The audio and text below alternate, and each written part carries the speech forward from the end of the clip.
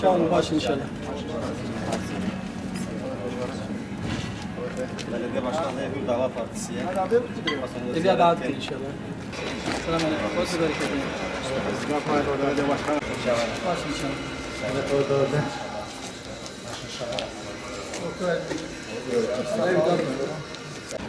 Baş inşallah.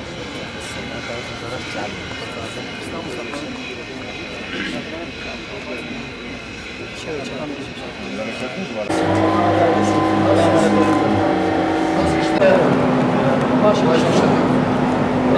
Belediye Başkanı adayı mı? Evi adalet.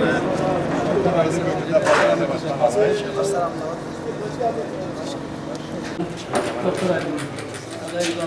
Belediye Başkanı Evi adalet inşallah. Hizmet adalet inşallah. Hadi bereket ver. Baş inşallah. Başkanı Rıza Evi adalet inşallah. Ali'nin hadi bereket ver. Merhaba efendim. Evi adalet inşallah. Selamun aleyküm. Bereket inşallah. Nasıl kurban? Evi adalet inşallah. Güzel paralar. İyisin. Dualarınızı bekliyoruz, desteğinizi bekliyoruz. Baş inşallah. Hizmete varasa böyle bir selamet eder basın inşallah. Evi adalet Doktor Aylı Göçer. Aday evde evi adalet inşallah. Hizmete varasa böyle inşallah. İnşallah. Doktor Aydın Gıda Partisi Belediye Başkanı Evi adayı. adalet inşallah. Hizmete varasa veriyoruz. Fazlası. Baş inşallah. Baş inşallah. Baş inşallah. Merhaba. O düşmanı. Başkan adayı mı? O nasıl? Hadi bereket ver. Baş inşallah. Salat kahvaltı.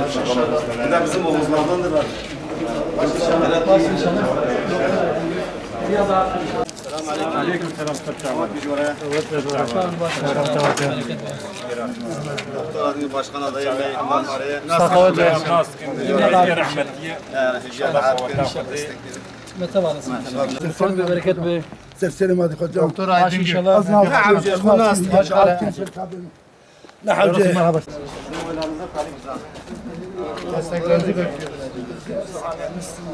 Oylarınıza talibiz ha.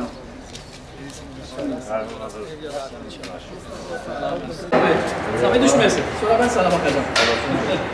Yola ya oraya gelse. Yaşar merhaba. Davut Bey.